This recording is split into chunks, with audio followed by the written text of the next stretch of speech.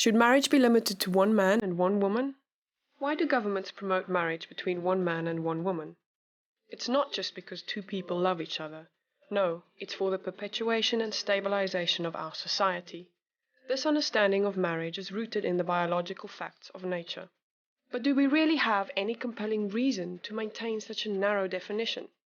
Or has the time come for the government to revise and expand our understanding of marriage to include same-sex couples? When it comes to the behavior of its citizens, a government has only three options. It can promote, permit, or prohibit their behavior.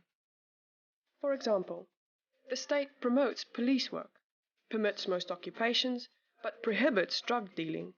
Why? Because dealing drugs harms society, while police work greatly benefits society. In the same way, our government promotes natural marriage, permits most relationships, but prohibits incest and pedophilia. Why? Because incest and pedophilia harm our communities, while natural marriage benefits our communities. And here's how.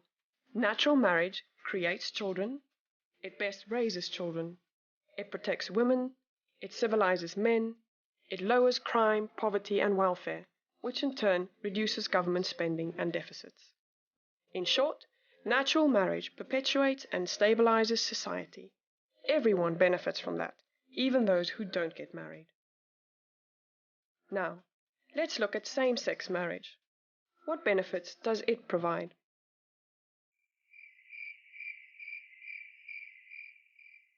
Same-sex marriage offers no benefit for society as a whole. In fact, it hurts us. Promoting same-sex marriage changes the very purpose of the civil institution of marriage. Natural marriage centers on bringing up the next generation, on raising children to become good citizens. Same-sex marriage merely validates sex partners.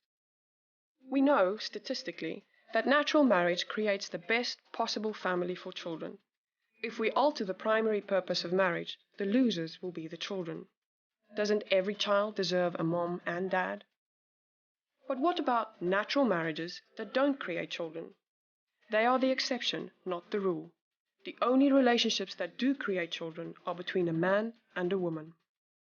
Wherever same-sex marriage is promoted, schools subject your kids to mandatory homosexual curricula.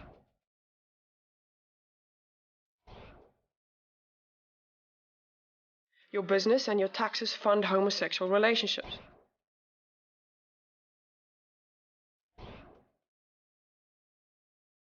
Your freedom of speech is gagged.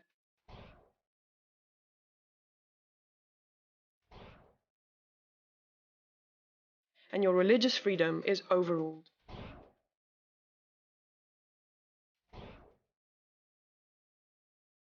The government has no compelling interest in legally promoting same-sex marriage. None. But we have every reason to continue to promote natural marriage. But what about equality? The law already treats everyone equally. Every citizen can marry someone of the opposite sex. But is it fair to promote natural marriage but not promote same-sex marriage? Yes, the law treats all people the same, but it doesn't treat all behaviors the same. Same-sex marriage and natural marriage are different behaviors with different outcomes, so the law rightfully treats them differently. Isn't this discrimination against homosexuals? No, this discriminates against behaviors, not people. For example, are you being discriminated against when the government promotes police work, but you never become a police officer? No, not at all. We all benefit when police work is encouraged. In the same way, people who don't marry someone of the opposite sex are not discriminated against when our government promotes natural marriage. In fact, we all benefit when natural marriage is encouraged. But what about tolerance? Yes, same-sex marriage advocates need to be more tolerant. Homosexual relationships are already tolerated in the US. They can already commit themselves to each other until death do them part, without government endorsement. But only the union of one man and one woman should be promoted, because it alone is the foundation of a civilized society. That's not bigotry, that's biology.